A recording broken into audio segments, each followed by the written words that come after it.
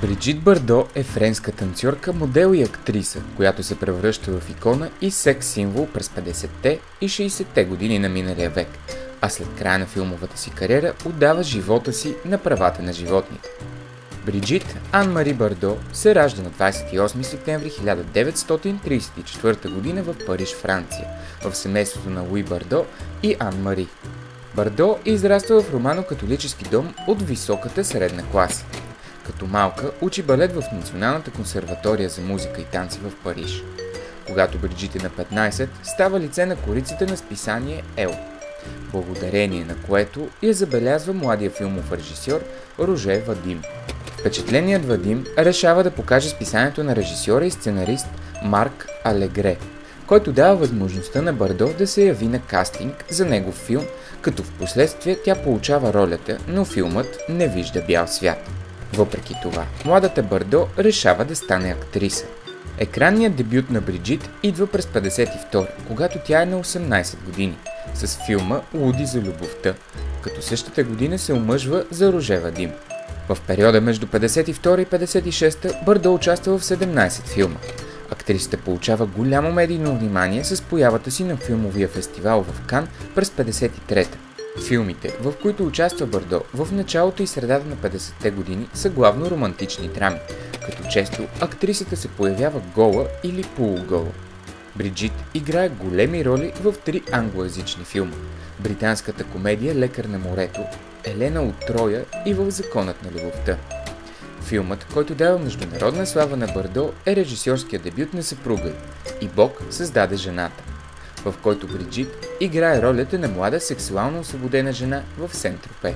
Младата актриса става популярна със своята жизнерадостност и естествена чувственост, както на екрана, така и в действителността, и се превръща в топ актриса на Европа. Бардо и Вадим се развеждат през 57, но запазват професионалните си отношения и правят още един филм заедно през 58. Следват още проекти, в които Бардо взема участие, като "Жената и куклата" и "Ела да танцуваш с мен". Постоянното преследване на Бриджит от папараци и репортери, както и статуса и на международна звезда, не се отразява добре на Бардо и я отласкват към дълбока депресия. Актрисата прави опит за самоубийство на 26-я си рожден ден, докато снима филма "Истината" през 60-та година. В края на 50-те години Бардо се омъжва за втори път. Жак Шарие е вторият й съпруг и баща на единственото й дете, което Бриджит не искала да ражда. Актрисата така и не създава близка връзка с сина си Никола и Шарие получава попечителството върху детето. Двамата се развеждат през 62 година. През 66-та година Бриджит се жени за трети път за Гюнтер Закс, германски милионер и плейбой, като брака им трае само 3 години.